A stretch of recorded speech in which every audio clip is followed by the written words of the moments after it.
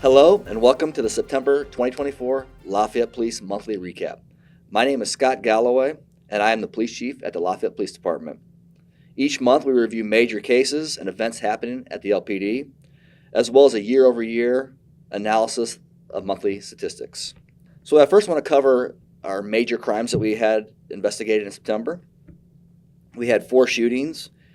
One was on September 16th on Old Romney Road. Aaron Schabowski fired 2 shots in the air. The gun was recovered at the scene, and Aaron was arrested for criminal recklessness and felon possession of a firearm. We had another shooting event on September 28th on North 4th Street. Shots were fired over an argument. All parties knew each other. Ongoing investigation. Nobody was shot. Nobody was injured. On September 29th, we had a shooting on Vinton Street. This residence was shot up multiple times. This is a known problem location, and the occupants were unwilling to give a statement. This is an ongoing investigation, and please contact LPD with any information. We do appreciate the neighbors in that area for calling the police and being cooperative. On September 30th, we had a shooting incident on Washington Street. Officers were called to that location and found evidence of multiple shots fired and numerous guns were seized. Denver Smith and Lawrence Simpson were arrested for gun charges. We also investigated a child molest case. Christopher Fournier was charged on 2 counts of level 1 child molesting.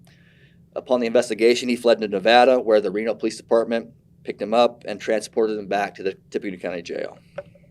So we want to also address a public service announcement. The 764 group, if you've ever heard of that, have had several cases locally, and according to the FBI announcement, 764 and its affiliated groups target minors, particularly marginalized children and children experiencing mental health challenges. Prospective members gain access to associated platforms online, live streaming, uploading videos of minors engaging in self-harm and sexually explicit content, among other things. Group members use that content to extort additional self-harm and explicitly sexual content from victims. So if you have children that are using the internet, using online resources, Xboxes, gaming systems, anything, make sure parents are monitoring those systems and what your child is looking at, because it could be very dangerous. For our September crime stats, we are going to publish what that looks like in our online resources and social media, but I do want to talk about a couple of them. Calls for service, we had almost 4,700 calls for service with our officer staff, our dispatchers. Think about the amount of work that is day in, day out. So congratulate those officers on keeping our community safe and our dispatchers. Thank you. Our mental health numbers were up again this month, and we attribute that to our mental health and homeless outreach team, Amanda Ferguson and Adam Murphy. They've done a great job of engaging the public in homelessness outreach, going into the woods, contacting people that might be experiencing homelessness. So we appreciate what they're doing. But that, again, engages our mental health, and so those stats do go up, and we expect that. We also had an increase in theft, so that's something we pay attention to. We do need people to report, make sure they're keeping their cars locked, make sure they're keeping their guns safe. That's a key issue that we're dealing with. Shootings were down, so we had 4 shootings like I outlined in September.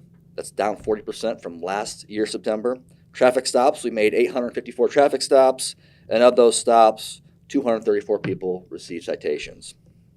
I want to highlight a few things that happened internally inside the police department, some notable events. In September, we had a swear-in.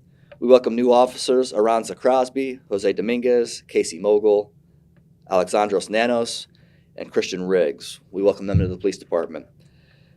During that swear-in ceremony, we recognized Jeremy Kennedy for a merit award, a Bronze Merit Award. That's voted on by our Merit Commission, not the police department. So we congratulate him on his good work life-saving. We also gave a life-saving award to David Chapman and Evan McCain. We had a sergeant pinning.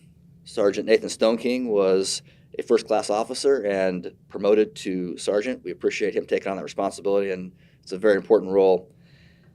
Also, during the month, we attended several outreach events. Student of the Month was at Miller Elementary, and we congratulate Brandon for being the Student of the Month there. We held and hosted the CIT training. CIT training is crisis intervention training. It's for officers who encounter people experiencing mental health issues.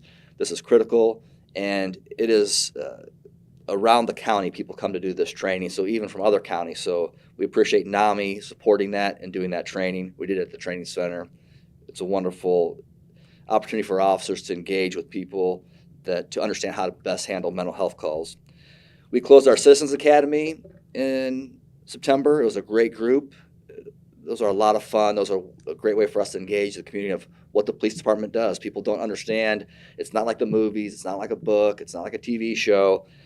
We show real life what policing is. So we thank those citizens for going through that. And I attended the Mexico El Corazon, and I appreciate being recognized for the police department's support for the Hispanic community. Those are always a fun event, and we really enjoyed that. Looking forward, we are excited to host our second annual Cops and Goblins Trunk or Treat event, October 26th from 1 p.m. to 4 p.m. We have done an incredible job last year of having lots of things for people to interact with the police department. So our SWAT trucks are there. We have the fire department there. We have animals, llamas, cows. It's just a fun day. Other police agencies come. It's a really good day. I hope we have great weather. It's one of our best outreach events. We're teaming that up with Monster Mash, which is going to be on a downtown event during the same time into the evening. So we look to have a great event on October 26th. We also have a Greater Lafayette Police Foundation Crew Car Wash fundraiser event through October. So look for that on our social media. And I want to thank you for watching our monthly recap. We enjoy doing this. We enjoy keeping the community updated of what we're doing both internally and what kind of crimes are going on in the community. It's important that people know what is happening inside their city. So please stay tuned to our social media outlets to be informed of what's happening at your LPD. Thank you.